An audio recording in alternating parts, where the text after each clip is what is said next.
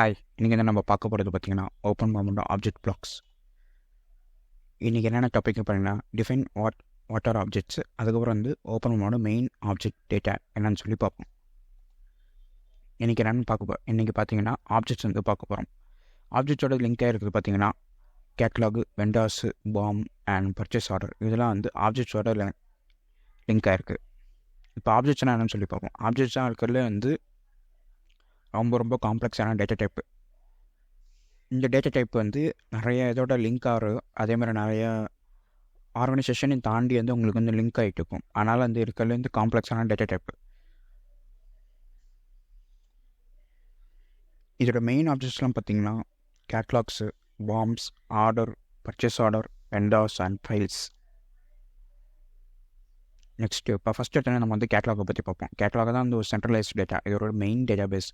இந்த டேட்டா பேஸ்லேருந்து நம்மளால் வந்து எல்லா ஐட்டமும் வந்து கேதர் பண்ணிக்க முடியும். இது வந்து ஒரு கண்டெய்னர் மாதிரி வச்சுக்கலாம். இந்த கேட்லாக்லாம் எப்படிலாம் வந்து ஆர்கனைஸ் பண்ணலாம்னா மெக்கானிக்கல் கேட்லாக்னு சொல்லி பிரிக்கலாம். மெக்கானிக்கல் ஐட்டம்ஸ் எல்லாத்தையும் அதுக்குள்ளே கொண்டு வரலாம். அதுக்கப்புறம் வந்து எலக்ட்ரிக்கல் ஐட்டம்ஸ் எல்லாம் ஒரு கேட்லாகை க்ரியேட் பண்ணிக்கலாம். அதுக்கப்புறம் வந்து ஃபாஸ்ட்னஸ்லாம் ஒரு கேட்லாகை க்ரியேட் பண்ணி யூஸ் பண்ணிக்கலாம். இந்த மாதிரி வந்து கேட்லாக் வந்து க்ரியேட் பண்ணிவிட்டு நம்ம வந்து கேட்லாக் வந்து பாமோடு வந்து கனெக்ட் பண்ணிக்கலாம். நம்மளுக்கு தேவையான பாம்பில் வந்து தேவையான ஐட்டம்ஸ்லாம் வந்து கேட்லாக் வந்து நம்ம வந்து எடுத்து வந்துக்கலாம். நெக்ஸ்ட் வந்து பார்த்திங்கன்னா பாம். இதான் வந்து ஒரு ஃபைனல் ப்ராடக்ட் வந்து மேக் பண்ணுறதுக்கு உண்டான ஐட்டம்ஸ் எல்லாத்தையும் வந்து ப்ரொவைட் பண்ணிட்டுருக்கோம்.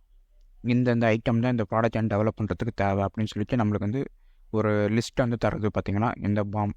இந்த பாமுக்கு உண்டான இன்னொரு பேர் பார்த்திங்கன்னா ப்ராடக்ட் ஸ்ட்ரக்சர். நெக்ஸ்ட் வந்து பார்த்திங்கன்னா ஆர்டர் பாம்.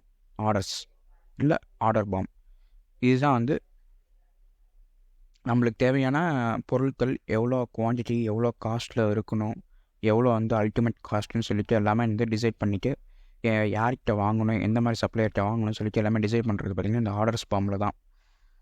இந்த ஆர்டர்ஸ் பாம் வந்து பார்த்திங்கன்னா இன்ஜினியரிங் பாமோட அவுட்புட்டு. அதேமாதிரி ஏன்னா வந்து டிசைன் ஸ்டேஜ் முடிஞ்சதுக்கப்புறம் நம்மளுக்கு வந்து இன்ஜினியரிங் பாம் வந்து நம்மளுக்கு வந்து கையில் கிடைக்கும். இந்த இன்ஜினியரிங் பாமை யூஸ் பண்ணி நம்ம வந்து யார்கிட்ட சப்ளையர் வாங்கணும்னு சொல்லிட்டு இந்த ஆர்டர் பாமோட எம்ப்ளாயீஸ் வந்து இது வந்து ஸ்ட்ரக்சர் இது வந்து எக்ஸிக்யூட் பண்ணிட்டு இருப்பாங்க.